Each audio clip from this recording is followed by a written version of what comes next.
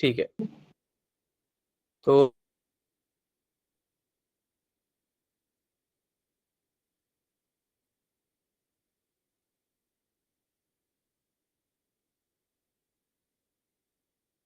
ठीक है, grand norm का मतलब क्या होता है कि भाई highest law of the land है। ठीक है, highest law of the land है। ठीक है, और इसको अगर हम थोड़ा सा अगर इसकी डिफाइन करना चाहें कि कॉन्स्टिट्यूशन अगर होता क्या है, तो कॉन्स्टिट्यूशन क्या है, एक तरीके का एक रिटन डॉक्यूमेंट होता है। ठीक है, जो क्या करता है, फ्रेमवर्क डिमार्केट करता है, या फिर कोई बेसिक एक तरीके से कोड मान लीजिए कि किसकी कितनी पावर होगी, गवर्नमेंट के पास कितनी पावर होगी, या फिर आपके कोई भी ऑर्गेनाइजेशंस हैं, जैसे यूपीएससी है या कोई भी कैग है, ठीक है, या इलेक्शन कमीशन है, उनके क्या क्या राइट्स हैं, कितनी ड्यूटीज हैं, सिटीजन्स के क्या क्या राइट्स हैं, क्या क्या फंडामेंटल राइट्स हैं, क्या क्या फंडामेंटल ड्यूटीज हैं, उनके बारे में जो एक तरीके का बेसिक कोड होता है, फंडामेंटल कोड होता है, जो बताता है, यानी कि गाइडिंग एक बुक है। ठीक है, पूरे देश के लिए गाइडिंग बुक है। जो ये दो तरीके से हो सकता है, कॉन्स्टिट्यूशन भी होते हैं और अनरिटन कॉन्स्टिट्यूशन भी होते हैं।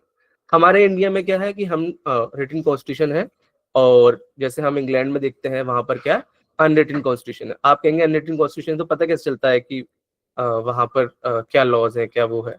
तो कन्वेंशंस होती हैं बहुत सारी, उनके हिसाब से हमें पता चलता है क्या क्या चीज, क्या क्या लॉ है। ठीक है, तो थोड़ा सा ब्रीफ देख लेते हैं कि कैसे हमारा कॉन्स्टिट्यूशन बना और किस तरीके से जो है कॉन्स्टिट्यूशन जो है इफेक्ट में आया। तो सबसे पहले हम लोग जानते हैं जैसे कि कॉन्स्टिट्यूशन असेंबली के द्वारा हमारा जो कॉन्स्टिट्यूशन लिखा गया था वो कॉन्स्टिट्यूशन असेंबली के द्वारा लिखा गया था। ठीक है, और उसका जो आइडिया है, पहला जो आइडिया है कि हमें कॉन्स्टिट्यूशन, हमारे पास एक कॉन्स्टिट्यूशन होना चाहिए जो सारी चीज़ों को डिमार्केट करे, गवर्नमेंट के पास कितनी पावर होगी, या फिर आपका जो आपकी स्टेट गवर्नमेंट है उनके पास कितनी पावर होगी। ठीक है, तो ये जो आइडिया है कि we should have a constitution, ये किसने दिया था? So this the idea that we should have a constitution was first given by the M N Roy. M N Roy कौन थे? एम एन रॉय एक कम्युनिस्ट मूवमेंट के पायनियर थे। ठीक है, तो अच्छा, एक तो ये चीज हो गई। दूसरी चीज क्या है कि ये जो डिमांड थी, ये कब आई थी सामने? आपके 1934 में ये डिमांड जो है कॉन्स्टिट्यूंट असेंबली की फर्स्ट टाइम रेज हुई थी। ठीक है, जिसको इसको ऑफिशियल डिमांड कब माना गया? 1935 में माना गया था। ठीक है, और 1938 में जवाहरलाल नेहरू ने, जब Jawaharlal Nehru on behalf of INC, Indian national Congress, आपको पता ही है जो नेशनल मूवमेंट था हमारा, उससे पहले क्या था कि इंडियन नेशनल कांग्रेस जो है आपका लीड कर रही थी उस नेशनल मूवमेंट को। तो 1938 में इंडियन नेशनल कांग्रेस के बिहाफ पर जवाहरलाल नेहरू ने क्या किया कि constitution of free India must be frame, क्या करना चाहिए, हमारा कॉन्स्टिट्यूशन ऑफ इंडिया बनना चाहिए फ्री इंडिया का, और विदाउट आउटसाइड इंटरफेरेंस, किसी भी आउटसाइड इंटरफेरेंस के। और हम अपनी जो कॉन्स्टिट्यूंट असेंबली है वो कैसे इलेक्ट करा लोगों को? Basis of the adult franchise. ठीक है, अच्छा, तो जो डिमांड जो थी ये कि हमारा जो एक कॉन्स्टिट्यूशन होना चाहिए फ्री इंडिया का, और जो है वो इलेक्टेड रिप्रेजेंटेटिव होने चाहिए on the basis of adult franchise. तो ये जो है आपका, इस डिमांड को ब्रिटिशर्स ने कब एक्सेप्ट किया था? इस डिमांड को ब्रिटिशर्स ने एक्सेप्ट किया था आपके 1940, और इसी डिमांड को एक्सेप्ट करने के ऑफर को क्या कहा जाता है? ऑगस्ट ऑफर कहा जाता है, जिसको 1940 का ऑगस्ट ऑफर के नाम से जानते हैं हम। ठीक है, समझ में आ रहा है सबको?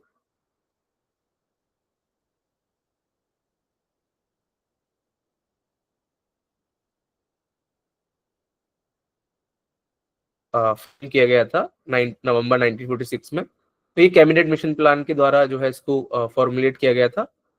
जो टोटल स्ट्रेंथ थी वो कितनी थी उस वक्त? टोटल स्ट्रेंथ थी 389। ठीक है, जिसमें से कि 296 जो थे वो क्या थे? ब्रिटिश इंडिया के थे, और प्रिंसली स्टेट के जो थे वो 93 थे। अगर ब्रिटिश इंडिया को हम देखते हैं तो इसको दो पार्टों में डिवाइड कर सकते हैं। गवर्नर प्रोविंसेस के 292 और चीफ कमिश्नर के 4 रिप्रेजेंटेटिव थे। ठीक है, ऐसे ही अगर प्रिंसली स्टेट को देखें, जैसे प्रिंसली स्टेट थे अजमेर, दिल्ली, कुर्ग, ये सब। ठीक है, तो इस तरीके से जो है हमारा, और जो इलेक्शन हुआ था 296 मेंबर्स का कॉन्स्टिट्यूंट असेंबली का, वो कब हेल्ड हुआ था? वो हेल्ड हुआ था आपके जुलाई और अगस्त 1946 के बीच में। ठीक है, इसलिए हम कह सकते हैं कि बहुत सारी जगहों पर क्या हुआ कि ये पार्टली इलेक्टेड कॉन्स्टिट्यूएंट असेंबली जो थी वो पार्टली इलेक्टेड थी और पार्टली नॉमिनेटेड बॉडी बॉडी भी कहते हैं इसको, ठीक है। तो ये समझ में आया अभी थोड़ा थोड़ा कि भाई हमने जो है एक बात दोबारा से है, देख लेते हैं कि कॉन्स्टिट्यूशन क्या है। कि कॉन्स्टिट्यूशन एक supreme law of the land होता है किसी भी स्टेट के लिए, या उसको ग्रैंड नॉर्म कहते हैं, यानी कि highest law of the land. और ये एक तरीके रिटन भी हो सकता है, अनरिटन भी हो सकता है, दो तरीके के हो सकते हैं। लेकिन ये हमारे इंडिया में रिटन है, तो इसमें क्या क्या लेट डाउन करता है, ये बताता है कि कैसा जो है फंडामेंटल कोड क्या होगा, स्ट्रक्चर क्या होगा, क्या क्या पावर्स होंगी गवर्नमेंट के पास, स्टेट गवर्नमेंट के पास क्या क्या पावर होंगी, एग्जीक्यूटिव के पास क्या पावर होंगी, ठीक है, जुडिशरी के पास क्या पावर होंगी, और इसी तरीके से आपके पास पार्लियामेंट के पास क्या पावर होंगी। इस तरीके से ये सिटीजन के राइट्स और ड्यूटीज के बारे में भी बताता है। क्योंकि हमारा कॉन्स्टिट्यूशन बहुत लेंथी कॉन्स्टिट्यूशन है और डिटेल्ड कॉन्स्टिट्यूशन है ऑफ द वर्ल्ड, इसलिए ये जो है फंडामेंटल।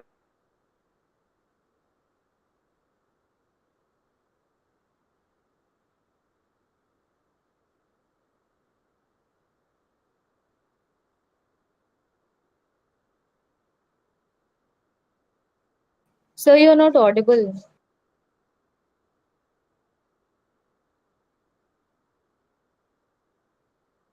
एक मिनट,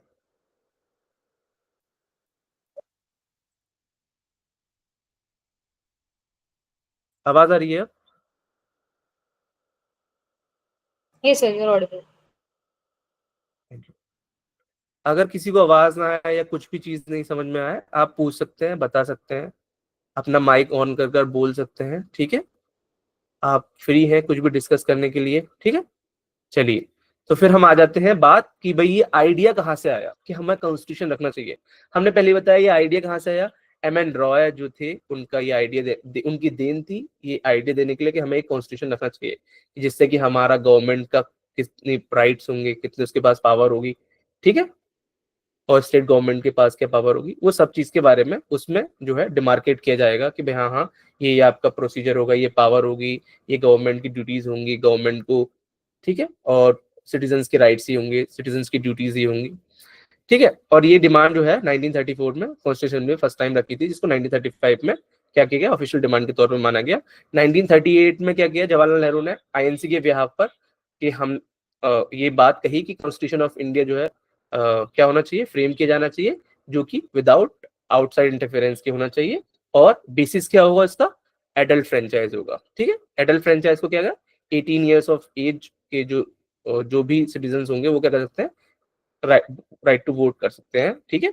उसके तहत जो है चुनाव होगा।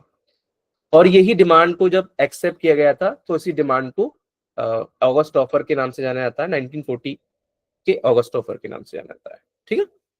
जब हम कॉन्स्टिट्यूशन असेंबली के बारे में बात करते हैं, तो कॉन्स्टिट्यूशन असेंबली जो फॉर्मुलेट की गई थी वो कैबिनेट मिशन प्लान के तहत फॉर्मुलेट की गई थी। इसकी टोटल स्ट्रेंथ कितनी थी, 389। हमने बताया डिवाइड करके 296 जो है आपके ब्रिटिश इंडिया के थे, और 93 जो है वो प्रिंसली स्टेट के थे। और हमने फिर सब कैटेगराइज किया ब्रिटिश इंडिया को, गवर्नर प्रोविंसेस 292 और चीफ कमिश्नर 4, ठीक है। प्रिंसली स्टेट के बारे में जैसे अजमेर मारवाड़, ठीक है।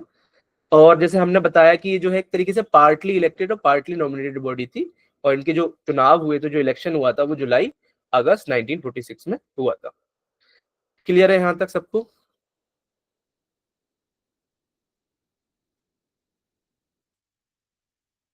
क्लियर है सबको? जी ठीक है, चलिए, जी सर। जी सर। ठीक है। अच्छा, जो जो मेन सबसे इम्पोर्टेंट डेट जो है, जो आज के लेक्चर में आप हर जगह इस डेट को देखेंगे, और बहुत बार जो है क्वेश्चन आया है, बहुत बार क्वेश्चन आया है इस डेट से, 9 दिसंबर 1946। क्या है 9 दिसंबर 1946? 9 दिसंबर 1946 ये जो है बहुत बार इससे क्वेश्चन आया है, बहुत बार इवन जुडिशरी के एग्जाम्स में भी आप देखेंगे, एलएलएम के एग्जाम्स में भी आप देखेंगे, आप लॉ के एग्जाम्स में भी देखेंगे। इस बार के लॉ के एग्जाम, एमयू के लॉ के एग्जाम में आई थिंक ये क्वेश्चन था, ठीक है। तो ये आप जो डेट है ना, ये बहुत इंपॉर्टेंट डेट है। क्यों क्यों इंपॉर्टेंट है ये डेट? क्योंकि इस दिन ही कॉन्स्टिट्यूशन असेंबली जो थी हमारी, जिसने कॉन्स्टिट्यूशन को ड्राफ्ट किया, जिसने कॉन्स्टिट्यूशन को डिस्कस किया, फॉर्मुलेट करने में अपना योगदान दिया, उसने क्या किया, ये फर्स्ट टाइम मीट मैट हुई। इस दिन ही 9 दिसंबर 1946 को क्या हुआ, पहली बार ये कॉन्स्टिट्यूंट असेंबली जो है आपकी हुई। ठीक है, कहां पर, कॉन्स्टिट्यूशन हॉल में, जिसको अब क्या कहा जाता है, central hall of parliament house. तो ये 9 दिसंबर 1946 सब लोग याद कर लें। ठीक है, ये पहली मीटिंग है। ठीक है, first meeting of constituent assembly. जब कभी भी क्वेश्चन आएगा first meeting of constituent assembly, बिना देखे बिना किसी बात को सोचे क्या कर लगाना है, 9 दिसंबर 1946। तुरंत हमारे दिमाग में आना चाहिए कि 9 दिसंबर 1946 को क्या हुआ था, फर्स्ट कॉन्स्टिट्यूंट असेंबली की मीटिंग हुई थी।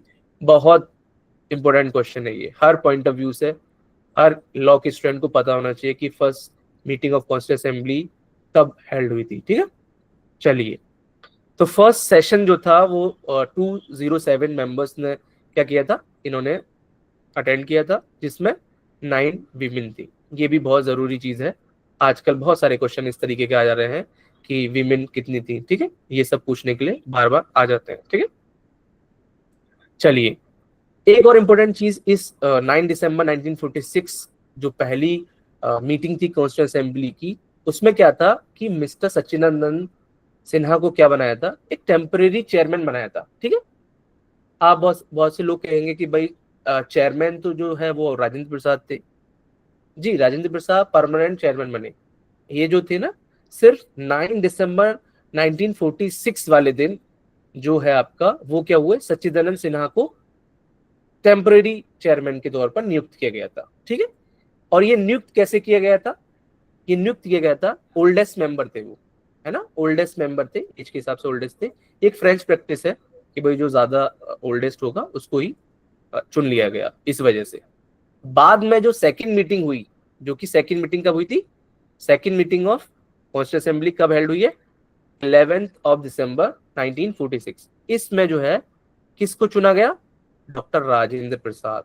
डॉक्टर राजेंद्र प्रसाद कौन थे, फर्स्ट प्रेसिडेंट थे हमारे इंडिया के। ठीक है, तो ये क्या हुआ कि ये परमानेंट चेयरमैन जो है 11 दिसंबर 1946 को किस, क्या कर दिया गया, 11 दिसंबर 1946 को डॉक्टर राजेंद्र प्रसाद को क्या किया गया, आपका चेयरमैन नियुक्त कर परमानेंट दिया गया। चेयरमैन। आवाज आ रही है सबको,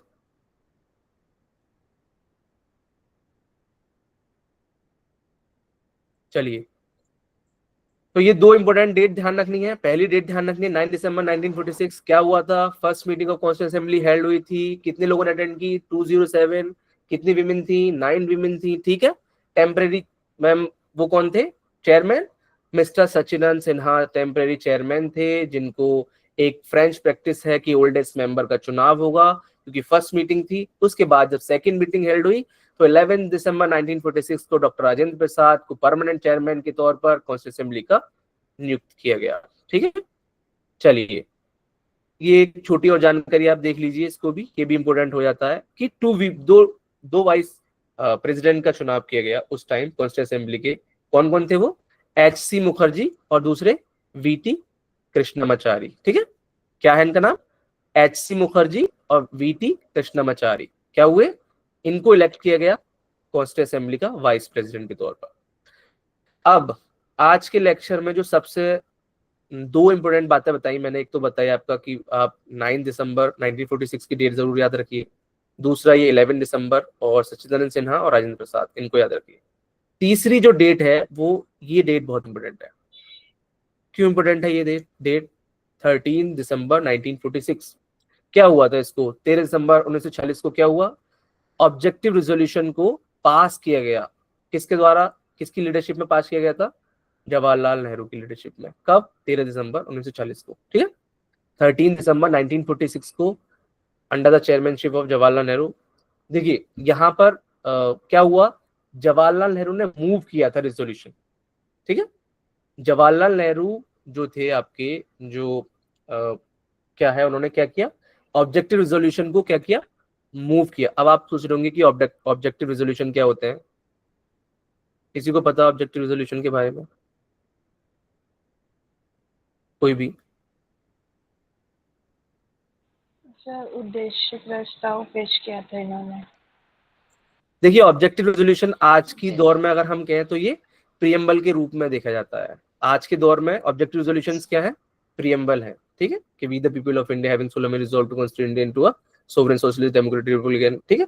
आज का जो है वो हम ये देखते हैं, आज का जो स्वरूप है, आज की जो फॉर्म है वो क्या है, इसकी ऑब्जेक्टिव रेजोल्यूशन की, वो आपका है कि प्रीएम्बल है वो, ठीक है।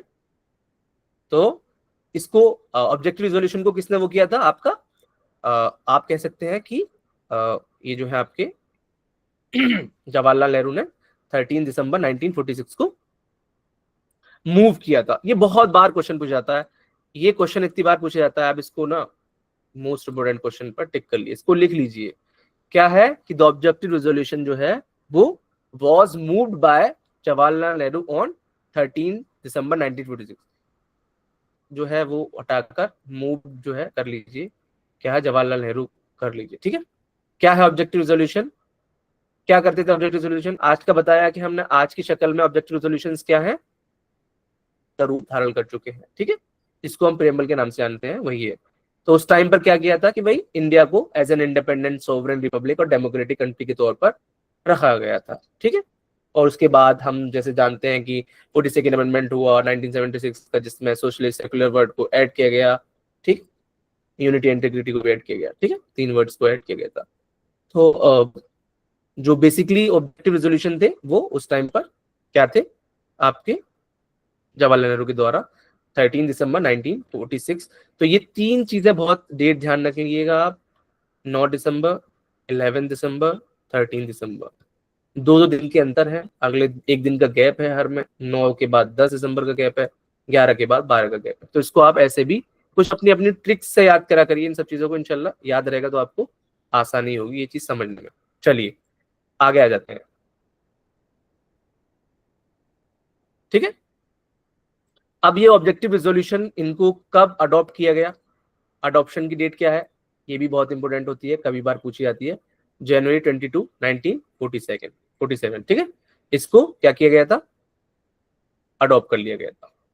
अच्छा, चौथी इंपॉर्टेंट चीज जो आज के लेक्चर की है वो आपका ये है कि कितना टाइम लगा, कितना टाइम लगा कॉन्स्टिट्यूएंट असेंबली को जो है आपका ड्राफ्ट करने में कॉन्स्टिट्यूशन ऑफ इंडिया को, ठीक है। ये बहुत बार क्वेश्चन पूछा गया है, बहुत बार क्वेश्चन आया है, ठीक है, बहुत सारे एग्जाम्स में क्वेश्चन पूछा जाता है, बार बार रिपीट किया जाता है इस क्वेश्चन को। तो क्या है ये, कितना टाइम लगा, हम ध्यान रखें 2/11/18, 2/11/18, ठीक है, 2 साल 11 महीने 18 दिन। क्या लगा, कितना लगा, 2 साल 11 महीने 18 दिन। कैसे याद रख सकते हैं इसको, 2/11/18, ठीक है, 9-2-11 होता है ना, तो यहाँ पर 18, 2-11-18 याद रखना है, ठीक है, 9-2-18 होता है ना, और 9-2-11 भी होता है, ठीक है। इस तरीके से आप अपने ट्रिक्स भी जैसे भी आप समझ में आए आपको, जैसे भी आपको अच्छा लगे। तो कितना वक्त लगा कॉन्स्टिट्यूएंट असेंबली को ड्राफ्ट करने में कॉन्स्टिट्यूशन ऑफ इंडिया को, 2-11-18, कितना, 2 साल 11 महीने 18 दिन लगे, ठीक है। तो हमने बताया जैसे कि आपका क्या क्या इंपॉर्टेंट डेट थी, 9 दिसंबर 1946 फर्स्ट सेशन ऑफ यानी कि पहली मीटिंग हुई कॉन्स्टिट्यूएंट असेंबली की, ठीक है, जिसमें प्रोविजनल या टेम्पररी तौर पर डॉक्टर सच्चिदानंद सिन्हा को क्या बनाया गया, चेयरमैन बनाया गया। उसके बाद क्या हुआ, उसके बाद 11 दिसंबर 1946 को आपके सेकेंड मीटिंग हुई कॉन्स्टिट्यूएंट असेंबली की, जिसमें क्या किया गया, जिसमें आपके जो डॉक्टर राजेंद्र प्रसाद थे उनको परमानेंट चेयरमैन के तौर पर नियुक्त किया गया। फिर हमने बताया 2 वीपी ऐड किए गए उसमें, ठीक है। और उसके बाद आपका 13 दिसंबर 1946 हमने एक और डेट बताई जो बहुत इंपॉर्टेंट थी, जिसको जवाहरलाल नेहरू ने और इस ऑब्जेक्टिव रेजोल्यूशन को क्या किया, मूव किया, ठीक है। और इसको फिर हमने एक और डेट बताई थी कि इनको कब जो है आपका अडॉप्ट किया गया, जनवरी 22 1947, ठीक है। और फिर हमने चौथी चीज ये बताई है कि आपका कितना टाइम लगा, 2-11-18, तो 2 साल 11 महीने 18 दिन इसको लगा। देखिए ये भी बहुत बार पूछा गया है, बहुत बार इसको बार बार पूछा गया है कि अच्छा जी ये बताइए, हर बार ये क्वेश्चन आता है कि ओरिजिनली कितने कॉन्स्टिट्यूशन में आर्टिकल थे, कितने आपके पार्ट्स में डिवाइडेड था, ये कितने शेड्यूल थे। तो हमेशा ध्यान रखिए 395 आर्टिकल्स थे ओरिजिनली, 22 पार्ट्स थे ओरिजिनली, और 8 शेड्यूल थे ओरिजिनली। ठीक है, कितने हैं? 395 आर्टिकल्स, 22 पार्ट्स एंड 8 शेड्यूल्स। तो ये क्या है आपके इतने। ओरिजिनली का मतलब क्या है? जब हम ओरिजिनली से बात कर रहे हैं इसका मतलब क्या है? जब कॉन्स्टिट्यूशन क्या है, क्या किया गया? इन्फोर्समेंट में आया, तब कितने थे? 395 articles to 22 parts and 8 schedule. ठीक है, समझ में आया सबके? अच्छा, अब प्रेजेंटली कितने हैं? 448 आर्टिकल्स हैं, 25 पार्ट्स हैं और 12 शेड्यूल्स हैं। ठीक है, तो ये सब ध्यान रखना, क्योंकि उसमें 9 शेड्यूल ऐड किया गया। किससे? आपके फर्स्ट अमेंडमेंट से। फिर कौन सा ऐड किया गया? आपका 10 शेड्यूल ऐड किया गया 85 अमेंडमेंट से। ठीक है, 11 शेड्यूल और 12 ऐड किया गया 73rd और 74th से। किससे? 73rd और 74th से ऐड किया गया। ठीक है, तो ये 4 शेड्यूल जो ऐड किए गए हैं ये भी बहुत इंपॉर्टेंट है, क्योंकि कॉन्स्टिट्यूशन अमेंडमेंट जब हम पढ़ेंगे तब देखेंगे वहां पर कि क्या क्या चीजें ऐड की गई थी। 4 जो शेड्यूल ऐड किए गए थे वो कौन से कॉन्स्टिट्यूशन अमेंडमेंट में ऐड किए गए थे, ये भी बहुत इंपॉर्टेंट है। तो पहली चीज ये ध्यान रखनी है कि क्या ओरिजिनली कॉन्स्टिट्यूशन के कितने आर्टिकल्स थे? 395 आर्टिकल्स, 22 पार्ट्स, 8 शेड्यूल्स। ठीक है, अब कितने हैं? 448 आर्टिकल्स, 25 पार्ट्स एंड 12 शेड्यूल्स। अच्छा, the constituent assembly had 11 sessions. कितने सेशंस थे? ये भी कभी कभी पूछने के लिए आता है। 11 सेशंस हुए हैं। कितने? 11 सेशंस हुए हैं। और टोटल कितने कवर किए हैं? 165 डेज जो है कॉन्स्टिट्यूएंट असेंबली की मीटिंग हुई है। ठीक है, 11 सेशंस में 165 डेज को कवर किया गया था। ठीक है, अच्छा, बहुत बार ये सवाल आ जाता है कि first parliament of independent India किसे कहा जाता है? तो first parliament of independent India किसको कहा जाता है? आपका ये भी कॉन्स्टिट्यूंट असेंबली को कहा जाता है, क्योंकि वहीं से कॉन्स्टिट्यूशन का ड्राफ्ट किया गया, वहीं से कॉन्स्टिट्यूशन को जो है एक तरीके से ड्राफ्ट किया गया है। ठीक है, उसको बनाया गया है। चलिए देखिए, अभी जितनी भी डेट्स की बात करी है उन डेटों में एक और डेट बहुत महत्वपूर्ण है, बहुत इंपॉर्टेंट है, और ठीक है, इसको ध्यान रखना जरूरी है। कौन सी डेट है वो? आपका ये डेट है, the Indian constitution was enacted. देखिए दो चीजें, एक तो है आपका क्या है, एक है इनेक्टेड। दो चीजें, इसमें आ नहीं रहा ढंग से। चलिए देखिए, दो चीज ध्यान रखिए, एक तो इनेक्टेड ध्यान रखिए और एक इन्फोर्समेंट। तो ये दो चीजें बहुत लोग कंफ्यूज हो जाते हैं इन्फोर्समेंट डेट और इनेक्टमेंट डेट में। इनेक्टमेंट डेट का मतलब क्या होता है? देखिए, इनेक्टमेंट डेट का मतलब होता है जब वो लॉ बना, समझे ना? इनेक्टमेंट डेट का मतलब जब आर्टिकल 111 111 आर्टिकल क्या है, किसी को पता है? आर्टिकल 111 पता है किसी को? बताइए, कोई भी नहीं पता? चलिए, 111 Sir, article listen to me. बिल्कुल, बहुत अच्छे। आर्टिकल 111 जो है वो क्या करता है? असेंट कौन देता है? प्रेसिडेंट असेंट देता है। जिस दिन प्रेसिडेंट असेंट देता है, पहले तो वो बिल होता है, जिस दिन प्रेसिडेंट ने असेंट दे दिया वो एक्ट बन जाता है। अब उस दिन को ही इनेक्टमेंट, जिस दिन प्रेसिडेंट ने असेंट दे दी यानी कंसेंट दे दी, उस दिन को ही क्या कहा जाता है? क्या कहा जाता है? इनेक्टमेंट डेट कहा जाता है उस दिन को, जिस दिन प्रेसिडेंट ने असेंट दे दी अपनी, यानी कि एक्ट बन गया, इनेक्ट हो गया। ठीक है, दूसरी चीज क्या होती है? दूसरी चीज होती है इन्फोर्समेंट डेट। इन्फोर्समेंट डेट क्या होता है? वो इनेक्टमेंट से अलग होती है। ठीक है, इन्फोर्समेंट डेट जो होती है वो इनेक्टमेंट से क्या है? अलग है। कैसे अलग है? इन्फोर्समेंट डेट तब होती है जब उसको नोटिफाई किया जाता है कि इस दिन से ये क्या होगा? लागू होगा।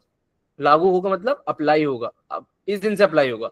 ये लॉ बन तो गया, अब अप्लाई कब से होगा? जैसे आपने देखा होगा, कोई कार है, कोई भी चीज है, वो बन तो जाती है, लॉन्च कब होती है? पहली बार मार्केट में कब आती है? ठीक है, तो वो इन्फोर्समेंट होगा जब मार्केट में आ गई, वो इन्फोर्समेंट हो गया। मार्केट में आने का मतलब लॉ अप्लाई हो गया। लॉ क्या हो गया?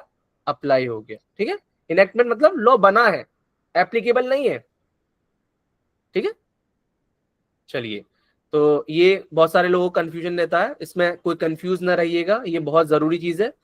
अब जो हमारा बात चलिए कॉन्स्टिट्यूशन की, तो कॉन्स्टिट्यूशन की इनेक्टमेंट डेट क्या है? 26 नवंबर 1949, 26 नवंबर 1949 क्या है, कॉन्स्टिट्यूशन की इनेक्टमेंट डेट है। और इन्फोर्समेंट डेट क्या है, इन्फोर्समेंट डेट क्या है, विद इफेक्ट फ्रॉम कब से है ये, 26 जनवरी 1950 से ये इन्फोर्स में है।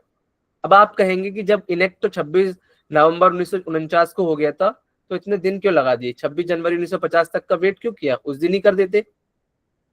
इसका भी एक रीजन है। इसका रीजन क्या है, रीजन ये है कि इंडियन नेशनल कांग्रेस ने डिमांड किया था पूर्ण स्वराज। पूर्ण स्वराज मतलब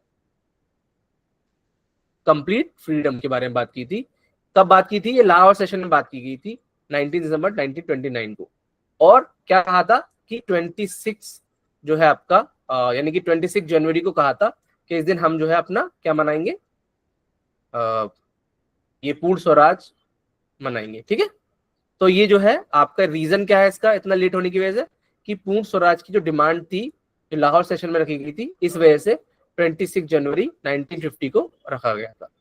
ये समझ में आया सबको, इनेक्टमेंट डेट, इन्फोर्समेंट डेट और कॉन्स्टिट्यूशन की इन्फोर्समेंट डेट क्या, इनेक्टमेंट डेट क्या है। ठीक है, चलिए आगे बढ़ते हैं। तो आप देखिए, आप बहुत बार देख रहे होंगे कि पहले जो है आपका 26 नवंबर 1949 को जब हमारी इनेक्टमेंट डेट है, इसको ही हम लॉ डे के नाम से जानते हैं। ठीक है, लॉ डे बहुत सारे लोग पूछते होंगे, अब लॉ डे नहीं है। ठीक है, अब लॉ डे नहीं है, पहले ये इसको लॉ डे के नाम से जाना जाता था। तो जो लॉ डे है वो आपका क्या है, वो 26 नवंबर को मनाया जाता था, सेलिब्रेट किया था, ऑब्जर्व किया जाता था। अब क्या हुआ कि 26 नवंबर 2015 को क्या हुआ, एक नोटिफिकेशन इशू करी ministry of social justice empowerment ने, क्या करते हुए कि अब इसके बाद क्या होगा, लॉ डे जो है वो आपका कॉन्स्टिट्यूशन डे कहा जाएगा। लॉ डे को क्या कहा जाएगा, अब कॉन्स्टिट्यूशन डे की तरह सेलिब्रेट किया जाएगा। ठीक है, अब कॉन्स्टिट्यूशन डे की तरह सेलिब्रेट किया जाएगा। तो ये समझ में आया आपको। ठीक है, पहले क्या था, वो लॉ डे था। फिर 26 नवंबर 1949 यानी कि जब मोदी गवर्नमेंट ने चार्ज लिया, उसके एक साल बाद ही क्या है, 26 नवंबर 1949 को कह दिया कि अब ये जो है, जो लॉ डे मनाया जाएगा, नहीं ये लॉ डे नहीं, ये कॉन्स्टिट्यूशन डे है, क्योंकि इस दिन ही हमारा कॉन्स्टिट्यूशन इनेक्ट किया गया था, इस दिन बन के तैयार हुआ था। ठीक है, चलिए बहुत बार जरूरी रहता है, क्योंकि कॉन्स्टिट्यूशन हमारा जो ड्राफ्ट किया था, उसके ड्राफ्टिंग कमेटी के जो हेड थे, चेयरमैन थे, वो डॉक्टर भीमराव अम्बेडकर थे, इसलिए उनकी डेट ऑफ बर्थ भी याद रख सकते हैं अगर आप रखना चाहें, अप्रैल 14 1891। ठीक, मध्य प्रदेश। अच्छा, 1956 में अम्बेडकर कन्वर्टेड हो गए बुद्धिज्म में, ये सिर्फ एक फैक्ट है, आप इसको याद भी रख सकते हैं, बहुत बार आ भी सकता है। ठीक है, लेकिन ये सिर्फ क्योंकि इसलिए है, ये इसलिए रिलेवेंट हो जाता है क्योंकि डॉक्टर भीमराव अंबेडकर का क्या है, बहुत बड़ा कंट्रीब्यूशन है क्या बनाने में, आपका कॉन्स्टिट्यूशन इंडिया को ड्राफ्ट करने में डॉक्टर भीमराव अंबेडकर का बहुत बड़ा कंट्रीब्यूशन है। उनकी वजह से ये फैक्ट्स को आप ध्यान रख सकते हैं। ठीक है, चलिए एक ये भी ध्यान रख सकते हैं कि भारत रत्न जो है 31 मार्च 1990 को क्या है, कन्फर्ड किया गया था।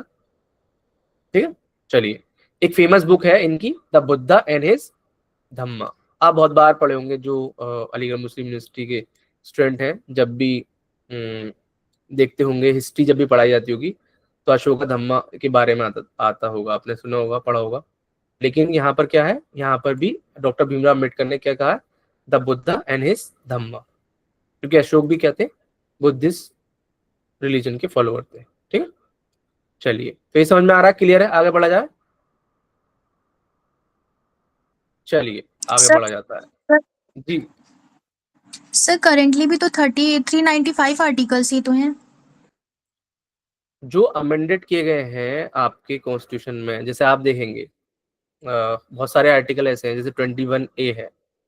ठीक है, तो आप उसकी गिनती ऐसे नहीं लगाएंगे, 395 आर्टिकल रहेंगे, लेकिन जो एडिट किए गए हैं वो उनको कैसे आप काउंट करोगे, समझ रहे नहीं, इस पर तरीके से सर वो आप, एमसीक्यूज में ऑप्शन ही नहीं देता है 448 का। जी सर एमसीक्यूज में 395 का ही ऑप्शन रहता है, दूसरा ऑप्शन हाँ नहीं रहता है। नहीं, वैसे तो ये क्वेश्चन ज्यादा आता नहीं है, कभी भी ऐसा क्वेश्चन आएगा नहीं, हमेशा ओरिजिनली के बारे में ज्यादा पूछा जाता है। अगर ये काउंटिंग करने पर आपका जब आ रहा है ना ये, तो जो आप जब देखेंगे जैसे 21A है, ए मतलब अमेंडेड है, यानी कि ये ऐड किया गया है, इंसर्ट किया गया है, तो वो इनको जोड़कर जितना भी होगा वो आपका उसको उसको 448 माना गया है। ठीक है, ये समझ लीजिए आप, काउंटिंग करने पर उनको जोड़ने पर जो आएगा, बट जो सीक्वेंस है वो 395 तक ही रहेगा, उससे आगे नहीं है। ठीक है, बट आप काउंट करोगे, इसको 21A को जोड़ लोगे, 48A को जोड़ लोगे, ठीक है, इस तरीके से ऐड करते जाओगे तो आप देखोगे 448 ही बैठेंगे। ठीक है, चलिए ओके सर। बढ़ा जाए आगे। चलिए आ जाते हैं, ठीक है, आ जाइए इधर। अच्छा, ये भी बहुत इंपॉर्टेंट डेट है, एक 24 जनवरी 1950 की डेट जो है वो बहुत इंपॉर्टेंट है। क्यों? क्योंकि इस दिन ही जितने भी मेंबर्स थे उन्होंने अपने साइन को अपेंड किया, है ना, अपने साइन को क्या किया, अपेंडेड किया था। ठीक है, चलिए एक बार थोड़ा सा देख लेते हैं कि कहाँ कहाँ पर हमने क्या क्या पढ़ा। चलिए एक बार ये कॉन्स्टिट्यूशन का समझ में आ गया कि ये कॉन्स्टिट्यूशन एम एन रॉय का ये आइडिया था, है ना, और 1934 में इसको वो किया गया, 1938 में क्या जवाहरलाल नेहरू के द्वारा वो किया गया था आपका, फिर इसके बाद इसको 1940 में एक्सेप्ट कर लिया गया, जिसको ऑगस्ट ऑफर के नाम से जाना जाता है। 389 थे जिनको डिवाइडेड कर सकते हैं हम 296 और 93 में, जो कि 296 को फर्दर डिवाइड कर सकते हैं 292 और 4 में। ठीक है, इनका क्या हुआ था, इलेक्शन कब हुआ था आपका, जुलाई अगस्त के 1946 में, इसलिए इसको क्या कहा जाता है, पार्टी इलेक्टेड और पार्टी नॉमिनेटेड। कुछ लोग इलेक्टेड थे, कुछ लोग नॉमिनेट किया गया था। ठीक है, अच्छा मेन इंपोर्टेंट डेट क्या है, 9 दिसंबर 1946 क्या है, first meeting of constituent assembly. 207 first session में अटेंड किया था, 9 वीमेन थी।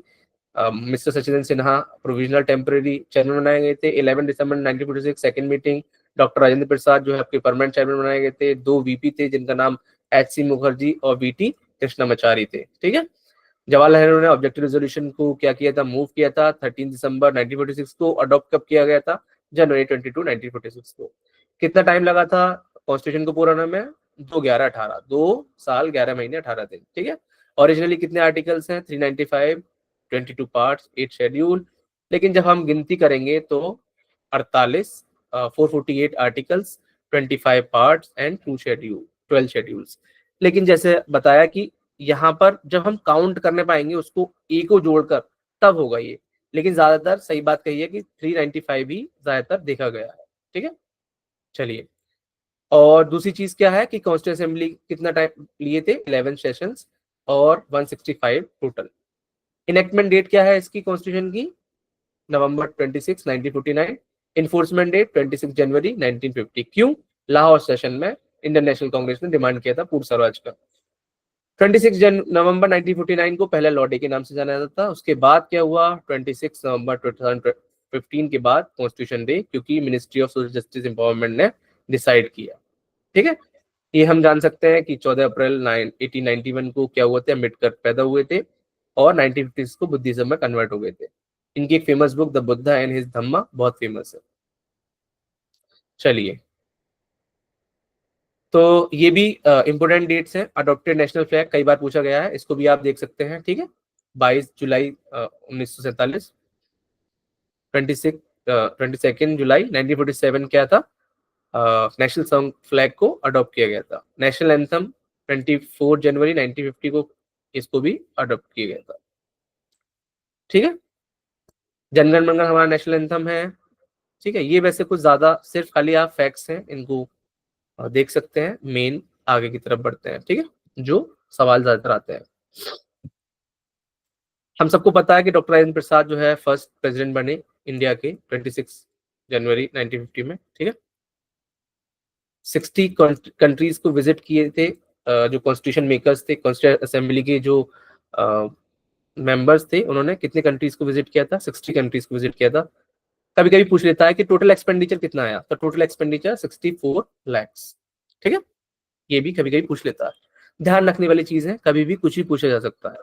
ठीक है, चलिए कॉन्स्टिट्यूंट असेंबली 22 कमेटीज अपॉइंट किए गए थे, और 22 कमेटीज को जब हम डिवाइड करेंगे तो उसमें 12 कमेटी ऐसी थी जो सब्सटेंटिव अफेयर्स को डील करती थी, और 10 ऐसी थी जो प्रोसीजरल अफेयर को डील करती थी। ठीक है, ये ध्यान रखने वाली बात है।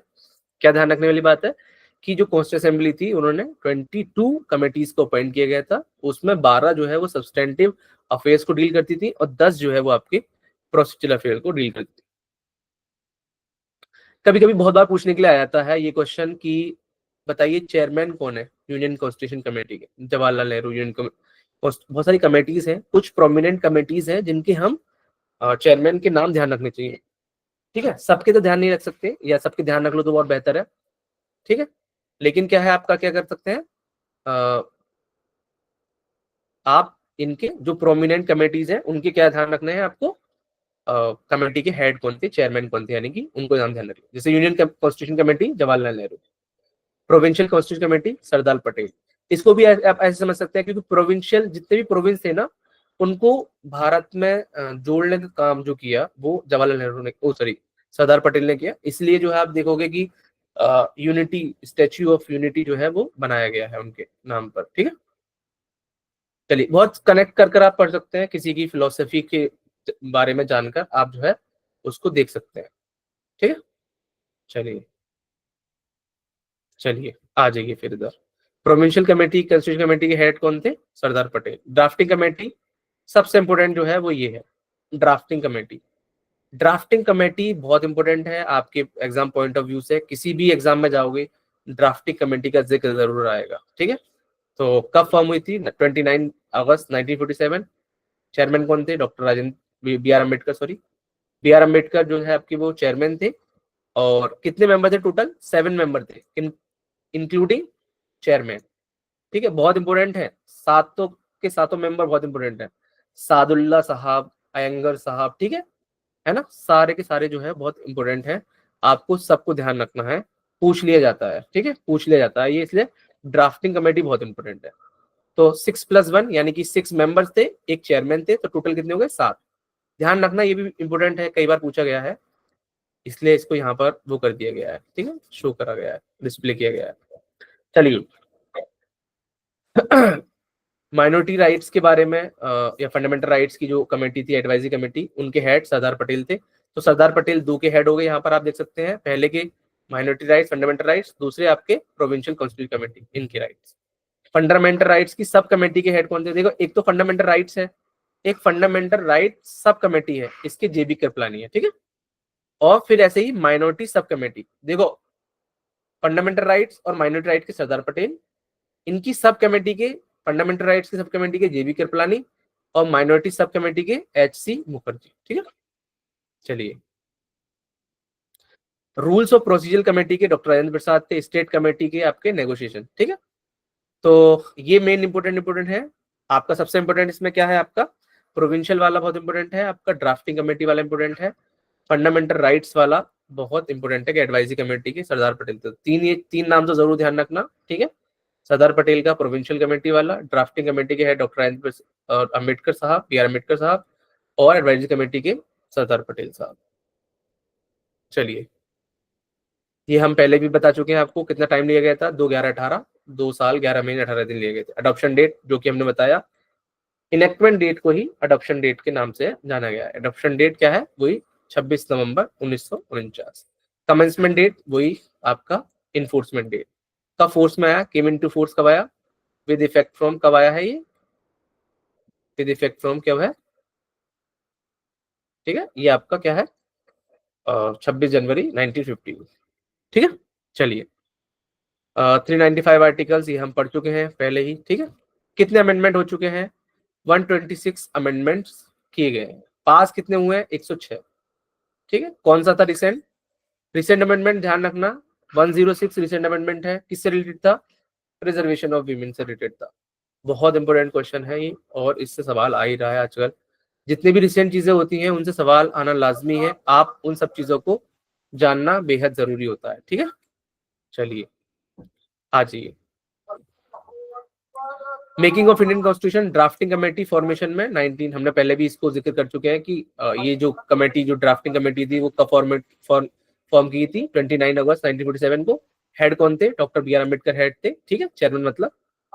और इन्होंने क्या ड्राफ्ट कॉन्स्टिट्यूशन पहली बार कब प्रेजेंट किया, फरवरी 21, 1948 को। ये जितनी डेट्स है ना, इनको ध्यान रखने वाली चीजें। कितने अमेंडमेंट्स हुए थे इसमें, 7,635 7,635 अमेंडमेंट्स क्या हुए थे, प्रपोज किए गए थे। उनमें से कितने डिस्कस किए थे, 2473, 2473 जो है वो डिस्कस किए गए थे। ठीक है, चलिए रिपील कब हुआ है ये, जनवरी 26, 1950 को रिपील कर दिया गया था। किसको, Indian independence act and government of India act 1935 को रिपील कर दिया गया था। ठीक है, चलिए आगे बढ़ते हैं थोड़ा सा। अच्छा देखिए, बहुत बार आपने देखा होगा एग्जाम्स में क्वेश्चन आते रहते हैं पूछने के लिए कि बोरो कहाँ से हुआ है, ये चीज कौन सा फीचर को कहाँ से बोरो किया है हमने। ठीक है, यानी कि हम कह सकते हैं जो सोर्सेस हैं वो कहाँ से बोरो किया है, बहुत इंपॉर्टेंट है। गवर्नमेंट ऑफ इंडिया एक्ट जो है 1935 से क्या क्या बोरो किया है, जुडिशरी का जितना पार्ट है वो गवर्नमेंट ऑफ इंडिया से बोरो किया गया है, एक्सेप्ट आपके किसके, इंडिपेंडेंस ऑफ जुडिशरी। जुडिशरी के पार्ट क्या है, जो पार्ट 5th है चैप्टर 4 आर्टिकल 124 से 147, यहाँ पर कहां से लिया गया है, गवर्नमेंट ऑफ इंडिया से। लेकिन एक चीज ध्यान रखने वाली है कि इंडिपेंडेंस ऑफ जुडिशरी की जब बात आ जाती है तो हम अमेरिकन कॉन्स्टिट्यूशन से बोरो किया गया है। ठीक है, ध्यान रखना है इसको। पब्लिक सर्विस कमीशन भी आपके यहीं से बोरो किए गवर्नमेंट ऑफ इंडिया से। इमरजेंसी पावर्स भी यहीं से बोरो की गई हैं। इमरजेंसी पावर्स प्रोविजंस एक और जगह से बोरो किए गए हैं, जो आपके हैं आपका जर्मनी से।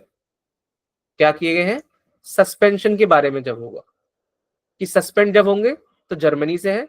प्रोविजन बोरो किए कहां से गए हैं, इमरजेंसी प्रोविजन जो बोरो किए हैं वो आपका गवर्नमेंट ऑफ इंडिया से। कंफ्यूज मत होना इन दोनों चीजों में। ठीक है, इमरजेंसी प्रोविजंस कहां से बोरो किए हैं, गवर्नमेंट ऑफ इंडिया से। अगर सस्पेंशन होगा किसका, फंडामेंटल राइट्स का, ये कहां से बोरो किया गया है, suspension of fundamental rights during emergency, article 358 और 359। ये इसको ध्यान रखना, बहुत इंपोर्टेंट आर्टिकल्स हैं, जब आगे जिक्र करेंगे इसमें तो बताएंगे इसके बारे में भी।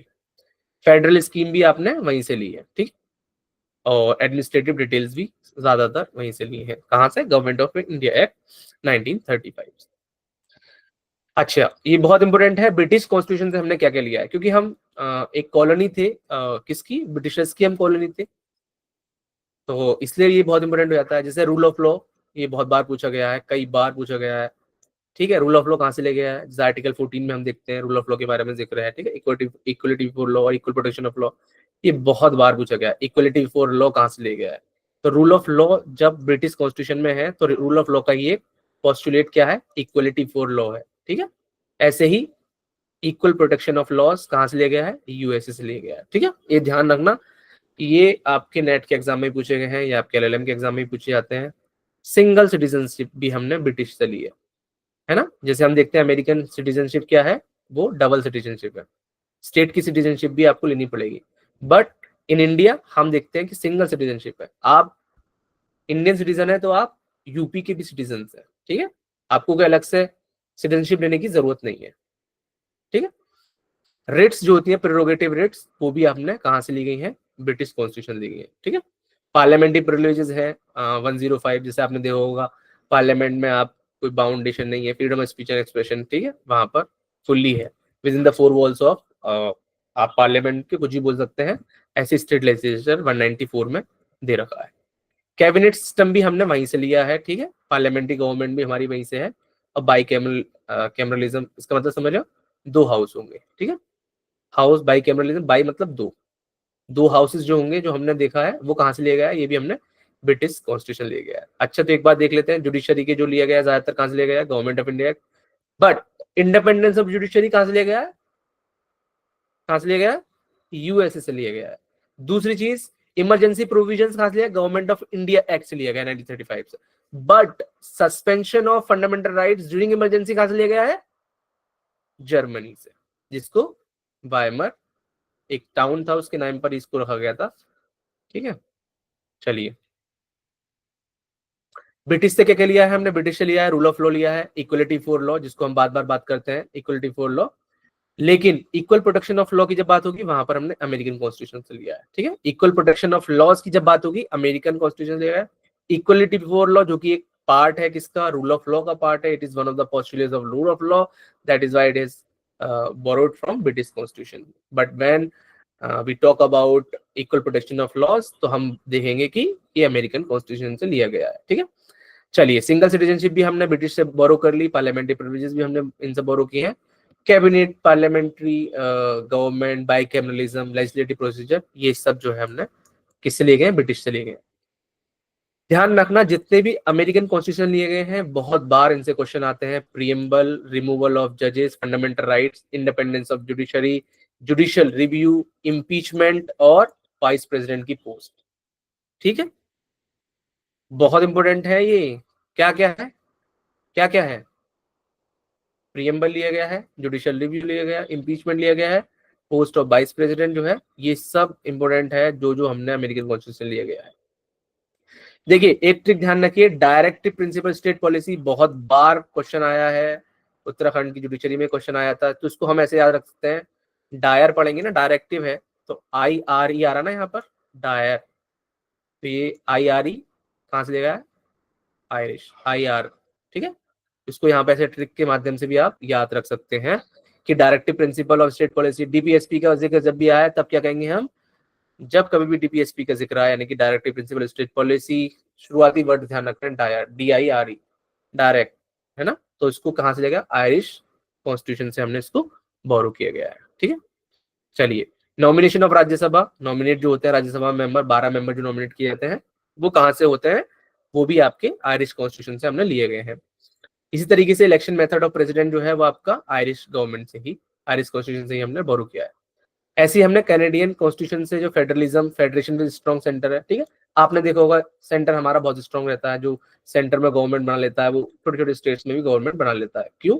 और ये जो फीचर है वो कहाँ से लिया गया है? हमने कैनेडियन कॉन्स्टिट्यूशन से लिया गया है। ठीक है, रेजिडरी पावर जो है वो आर्टिकल 248 में आप देखेंगे, रेजिडरी पावर, अगर कहीं भी कॉन्स्टिट्यूशन में ऐसी पावर है जो ना तो यूनियन को स्पेसिफिकली दे रखी है, ना ही स्टेट के पास दे रखी है, बाकी जो बची हुई पावर है वो कौन इस्तेमाल करेगा?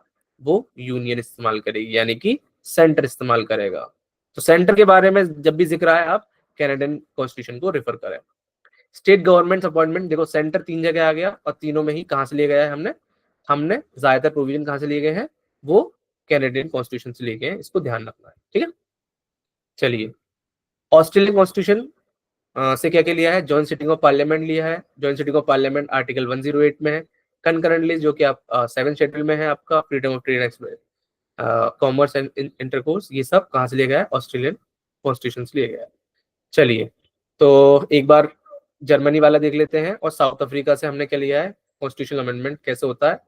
राज्यसभा का इलेक्शन, देखिए नॉमिनेशन की जब बात आएगी तो आयरिश कॉन्स्टिट्यूशन से आएगा राज्यसभा के, आज नॉमिनेशन की बात आएगी राज्यसभा के तो आयरिश कॉन्स्टिट्यूशन से आएगा, लेकिन जब बात आएगी किसकी? इलेक्शन की, राज्यसभा के से, तो साउथ अफ्रीका। अच्छा, USSR जो अब उसे रशिया कहते हैं, ठीक है, सोवियत यूनियन जो था पहले, अब क्या उसको रशिया बोलते हैं। ठीक है, फंडामेंटल ड्यूटीज ली गई हैं, ideals of justice, social, economic and political, इनसे लिया गया है। ठीक है, ये सब चीजें हैं। तो ये समझ में आ रहा है?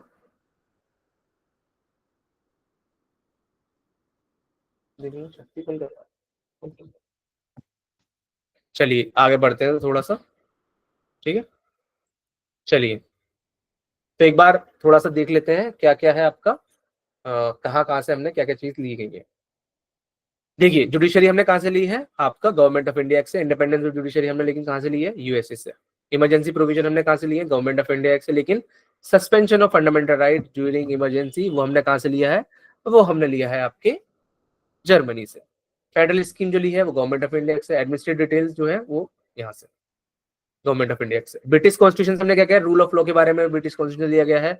और हमने क्या लिया है? जबकि हम देखिए यहाँ पर इक्वलिटी फॉर लॉ के बारे में नहीं दे रखा है, बट जब आप आर्टिकल 14 और रूल ऑफ लॉ को ढंग से पढ़ोगे तो आपकी समझ में आएगा कि रूल ऑफ लॉ का एक पोस्टुलेट जो है, एक पार्ट जो है वो इक्वलिटी फॉर लॉ है। इसीलिए हम क्या कहते हैं कि जब भी इक्वलिटी फॉर लॉ कहाँ से लिया गया है तो हम डायरेक्ट ब्रिटिश कॉन्स्टिट्यूशन लगाएंगे। But equal protection of laws जो आर्टिकल 14 में दूसरा पार्ट है उसका, वो कहाँ से लिया गया है? अमेरिकन कॉन्स्टिट्यूशन से लिया गया है। इक्वलिटी फॉर लॉ क्या है? एक नेगेटिव कॉन्सेप्ट है। इक्वल प्रोटेक्शन ऑफ लॉ क्या है? एक पॉजिटिव कॉन्सेप्ट है। सिंगल सिटीजनशिप की जब भी बात की हमने, कहाँ से लिया गया है? आपका ब्रिटिश कॉन्स्टिट्यूशन से। पार्लियामेंट्री प्रिविलेजेस यानी कि लेजिस्लेचर के बारे में ज्यादातर चीजें कहाँ से ली गई हैं? ब्रिटिश ली गई हैं। क्यों? क्योंकि हम जो है कॉलोनी थे किसकी? ब्रिटिशर्स की। अमेरिकन कॉन्स्टिट्यूशन मैंने बताया सबसे ज्यादा इंपॉर्टेंट जो है अमेरिकन कॉन्स्टिट्यूशन से क्या क्या लिया गया है, ये जरूरी है। प्रीएम्बल लिया गया है, रिमूवल ऑफ जजेस, fundamental rights, independence of judiciary, judicial review, impeachment और वाइस प्रेसिडेंट की पोस्ट। आयरिश गवर्नमेंट कॉन्स्टिट्यूशन से क्या क्या लिया है हमने? Directive principle. डायर में जो है आपको ध्यान रखना है, इसको याद करने की ट्रिक है। नॉमिनेशन ऑफ राज्यसभा का, लेकिन जब इलेक्शन की बात आएगी तब हमने क्या कहा था? इलेक्शन की बात आएगी तो हम साउथ अफ्रीका को रेफर करेंगे, राज्यसभा के इलेक्शन की बात आएगी, ठीक है। चलिए, कैनेडियन कॉन्स्टिट्यूशन से हमने बताया था कि सेंटर से रिलेटेड कोई भी बात आएगी तो वो हम क्या करेंगे? कैनेडियन कॉन्स्टिट्यूशन के बारे में। Federation with strong centre, residentiary power हो सेंटर की, या स्टेट गवर्नर अपॉइंटमेंट सेंटर के द्वारा हो, इन सब में क्या है। लेकिन एक इंपॉर्टेंट चीज 143 जो एडवाइजरी जुडिक्शन है वो आपका कॉन्स्टिट्यूशन कैनेडियन कॉन्स्टिट्यूशन से लिया गया है। जो 143 है आपका, जिसको हम क्या कहते हैं कि प्रेसिडेंट की पावर है एडवाइस लेने की, किससे? सुप्रीम कोर्ट से। कंकरेंट लिस्ट, जॉइंट सिटिंग और फ्रीडम ऑफ ट्रेड ऑस्ट्रेलिया से लिया गया है। French constitution Republic, ideals of liberty, equality, fraternity. Germany से हमने बता ही दिया आपको। साउथ अफ्रीकन कॉन्स्टिट्यूशन से क्या लिया गया? प्रोसीजर ऑफ कॉन्स्टिट्यूशन अमेंडमेंट लिया गया है, और राज्यसभा का election. USSR, fundamental duties, ideal of justice, social economic and political in the preamble. Japanese, ये भी इंपॉर्टेंट है, इसको ध्यान रखना। प्रोसीजरल एस्टेब्लिश बाय लॉ, कहां पर आता है ये प्रोसीजर एस्टेब्लिश बाय लॉ? किसी को पता है ये वर्ड जो है? Article 21 sir article 22। आर्टिकल 22 या 21? 21 मनेका गांधी केस। ठीक है, ये आर्टिकल 21 में आता है। ठीक है, ध्यान रहे, अपना ध्यान से पढ़िए इसको। सबसे बड़ी चीज है याद रखना, बहुत जरूरी है लॉ में। आप याद रखेंगे तो याद आपको ज्यादा से ज्यादा रहेगा। रिटेंटिव मेमोरी रखिए अपनी, शार्प मेमोरी जितनी रहेगी आप, बहुत आसान होगा आपका कोई भी लॉ एग्जाम क्रैक करना, ठीक है। चलिए, तो ये हमने बोरोइंग के बारे में बता दिया, ठीक है। अब आ जाते हैं थोड़ा सा हम कि आपके अमेंडमेंट्स के बारे में बात कर लेते हैं, ठीक है। कॉन्स्टिट्यूशन अमेंडमेंट्स, क्या क्या कॉन्स्टिट्यूशन अमेंडमेंट्स हुए हैं। जैसे कि एक बच्ची ने सवाल पूछा कि सर ये जो है आपका 448 कहाँ से आ गया? तो ये अमेंडमेंट के थ्रू ही 448 हुआ है, लेकिन उसमें जो है क्या देखेंगे हम? 395 ही ज्यादातर वैसे एग्जाम्स में हम देखने को मिलता है, इसलिए आप कंफ्यूज मत हो। तो वो जस्ट काउंट करने की उस पर कर दिया गया है, लेकिन आप सिर्फ ये ध्यान रखो कि शेड्यूल्स के बारे में प्रेजेंटली बहुत पूछता है, कितने शेड्यूल्स है। तो जैसे हमने बताया कि पहले ओरिजिनली 8 शेड्यूल्स थे, लेकिन वो 8 शेड्यूल्स फर्स्ट अमेंडमेंट में 9 शेड्यूल ऐड किया गया था, है ना। हमने पहले डिस्कस किया कि जो 9 शेड्यूल था वो ऐड कैसे किया गया था? वो फर्स्ट अमेंडमेंट के थ्रू ऐड किया गया था, ठीक है। 9 शेड्यूल को फर्स्ट अमेंडमेंट के थ्रू ऐड किया गया था, ठीक है। तो ध्यान रखना है इसको। जो 9 शेड्यूल ऐड हुआ है, 10 शेड्यूल ऐड हुआ है, 11 शेड्यूल ऐड हुआ है, 12 शेड्यूल ऐड हुआ है, वो किससे ऐड हुआ है? वो आपके अमेंडमेंट से ऐड हुआ है। 9th ऐड हुआ है आपके फर्स्ट अमेंडमेंट से, 10th ऐड हुआ है आपके 85th अमेंडमेंट से, आपके 11th और 12th ऐड हुए हैं 73rd और 74th से। ये हम आपको बताते रहेंगे। सर, एक मिनट, हाँ सर 52 अमेंडमेंट से हुआ है 10th शेड्यूल जी। 1985। सर 52 अमेंडमेंट से हाँ सॉरी, 10th शेड्यूल 52 अमेंडमेंट से हुआ। सॉरी, थैंक यू बताने के लिए। असल में वो डेट 1985 याद रहेगी। 1985 ईयर है उसका, 52nd अमेंडमेंट है। सॉरी, थैंक यू बताने के लिए, ठीक है। ध्यान रखना, वो हम डिस्कस करेंगे अभी, ठीक है। चलिए, अच्छा, तो पहले आया था फर्स्ट अमेंडमेंट। देखिए, फर्स्ट अमेंडमेंट 1951 में हुआ था, ठीक है। ध्यान रखना डेट्स, जैसे अभी करेक्ट किया मुझे, बहुत अच्छा लगा कि चलिए आप ये सब चीज देख रहे हैं, और आप बहुत जरूरी है डेट याद रखना। डेट याद रखेंगे ना आप, जब भी अब आप जैसे आपका नेट का एग्जाम देंगे या फिर आपका एलएलएम का एग्जाम देंगे, अगर आपको डेट आपकी याद है तो बहुत सारे क्वेश्चंस आप आसानी से कर पाएंगे। इसलिए मैंने शुरू में बताया कि 9 दिसंबर 1946 की डेट बहुत जरूरी है, उसको याद रखना।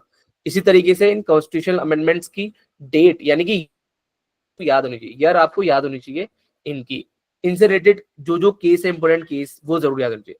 फर्स्ट अमेंडमेंट 1951 है, ठीक है। फर्स्ट अमेंडमेंट 1951 हुआ, क्यों हुआ? फर्स्ट अमेंडमेंट होने का रीजन है ये case, state of Madras versus चंपाकुंदू राय राजा। देखो 3 केस हैं जिनकी वजह से फर्स्ट अमेंडमेंट आया। पहला केस सबसे प्रोमिनेंट केस था, स्टेट ऑफ मद्रास वर्सेस, ठीक है। इस केस में जो है, इस केस की वजह से, ये प्राइमरली इस केस की वजह से प्रॉम्प्ट किया गया, जो सुप्रीम कोर्ट का डिसीजन था उसको ओवरटर्न करने के लिए फर्स्ट अमेंडमेंट लाया गया। क्यों? क्योंकि जो आप आर्टिकल 15 क्लॉज 4 देख रहे हो, जब आर्टिकल 15 क्लॉज 4 देखोगे तो वो फर्स्ट अमेंडमेंट के थ्रू लाया गई है, ठीक है। और वो क्यों आई? इसीलिए आई कि सुप्रीम कोर्ट ने स्टेट ऑफ मद्रास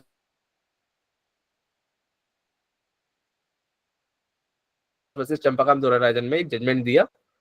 सर आवाज ब्रेक इसके हो रही, खिलाफ समझ नहीं आया जो सर क्या इक्वालिटी बोल रहे क्लास के आगे जी। अब अब आ रही है आवाज आपको प्रॉपर? ठीक है वैस, चलिए अब दोबारा सुन लीजिए। एक मिनट, चलिए।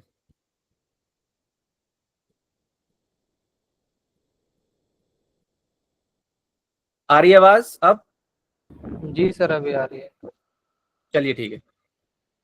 दोबारा से बता देते हैं। फर्स्ट, अभी तक हमारे कितने अमेंडमेंट हो चुके हैं? हमने बताया 126 क्या है, वो हुए हैं, प्रपोज हुए हैं, जिसमें कि 106 क्या है आपका, लिख देते हैं एक मिनट। एक तो चलिए, कितने हुए हैं? 126 वो हुए हैं, जिसमें से कि टोटल क्या हुआ? 106 अमेंडमेंट, कॉन्स्टिट्यूशनल अमेंडमेंट हो चुके हैं। 106 कॉन्स्टिट्यूशनल अमेंडमेंट हो चुके हैं, ठीक है। 106 क्या है? कॉन्स्टिट्यूशनल अमेंडमेंट हो चुके हैं। टोटल कितने अमेंडमेंट बिल कितने लाए गए हैं? अमेंडमेंट बिल्स कितने लाए गए हैं? वो आपके लाए गए हैं कितने? 126, ठीक। चलिए, तो पहला अमेंडमेंट डिस्कस कर लेते हैं, बहुत इंपोर्टेंट है। फर्स्ट अमेंडमेंट 1946 बहुत इंपोर्टेंट है।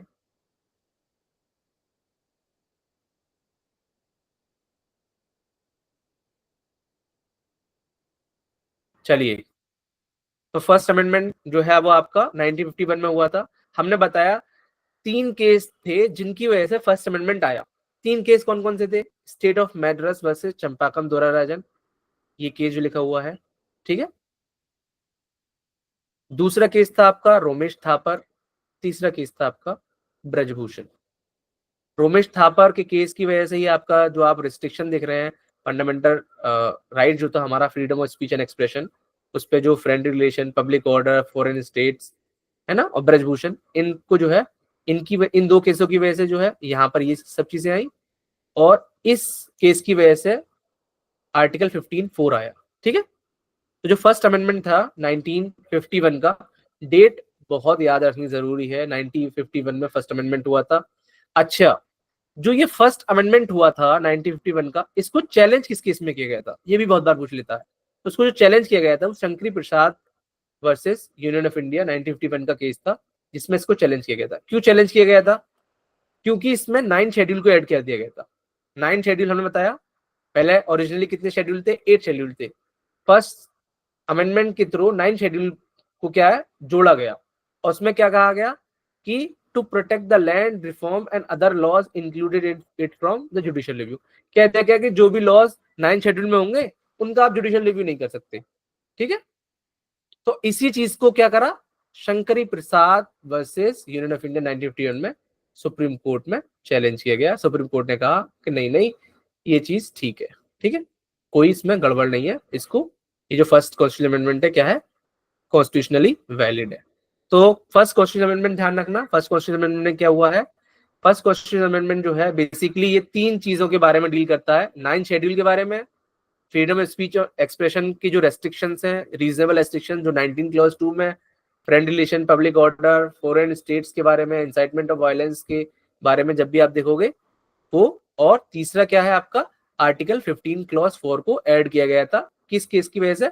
स्टेट ऑफ मद्रास वर्सेस चंपाकम दोराराजन, ये केस हुआ था, इसकी वजह से क्या किया गया है, आपको ये देखने को मिला।